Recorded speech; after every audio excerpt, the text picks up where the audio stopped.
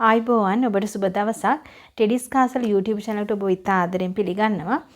ඔබ දන්නවා අද මව්වරුන්ගේ දිනයයි. ඉතින් මව්වරුන්ගේ දිනය වෙනුවෙන් ඔබට වචන ස්වල්පයක් කතා කරන්න හිතුවා මම. ඉතින් මව්වරුන්ගේ දිනය කිව්වහම ලෝකයේ හැමෝම අම්මලා කියන මව්වරුන්ගේ දිනය සමරනවා.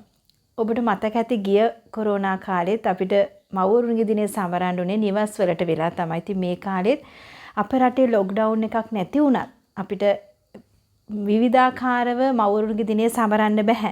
නමුත් අපිට අද වෙලා තියෙන නිවස් වල ඉඳලා ඒක සමරන්න. ඉතින් මම හිතනවා හැම කෙනෙක්ම මේ මවක්ව අගයනවා නම් අද වගේ දවසක ඒක ඉතාම වටින දෙයක්.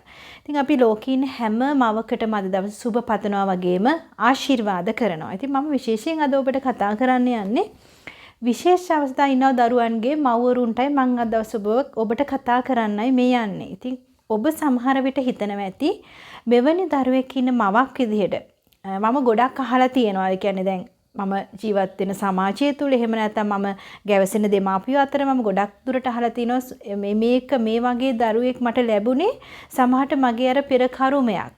එහෙම නැත්නම් මම කරපු වරදකට. එහෙම නැත්නම් කියනවා අනේ මේ මම ගෙවන පාපයක් කියලා සමහර අය කියලා තියෙනවා. නමුත් මම ඔබව ශක්තිමත් කරන්න කැමති. මම හිතනවා මේ ලෝකේ ඉන්න හැම අම්මා කෙනෙකුටම වඩා මේ වගේ දරුවෙක් ඉන්න අම්මා කෙනෙක් ඉතාම උතුම් කියලා මම හිතනවා.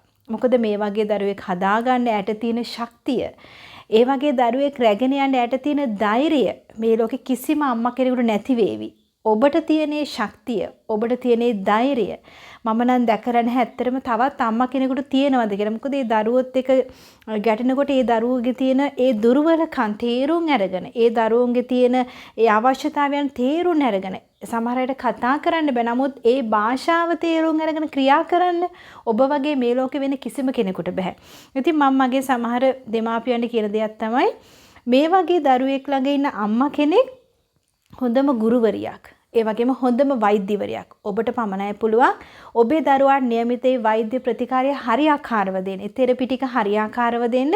এডুকেෂන් එක හරියාකාරව දෙන්න. ඔබ හිතන්නකෝ මේ වගේ දරුවෙක් පාසලට ගියොත් කොන් වෙන්න පුළුවන්. ඒ ගුරුවරියුණත් මේ දරුවොත් එක්ක ගැවසෙන්න පුළුවන් සීමා සහිත ප්‍රමාණයක් තමයි. වෛද්‍යවරයෙක් ළඟට ගියත් ඔබ අනන්ත අප්‍රමාණ දේවල් අහලා ඇති. නමුත් ඔබට ඔබේ දරුවාගේ දේවල් දරාගෙන, ඒ දරුවාට උගන්වලා, ඒ දරුවාට කවලා පොවලා, ඒ දරුවා හදා වඩාගෙන, ඒ වගේම ඒ දරුවාට අවශ්‍ය ප්‍රතිකාර දීලා, ඒ දරුවාට අවශ්‍ය වෙන තෙරපි දීලා හැමදේම ඔබට කරන්න පුදුම ශක්තියක් තියෙනවා.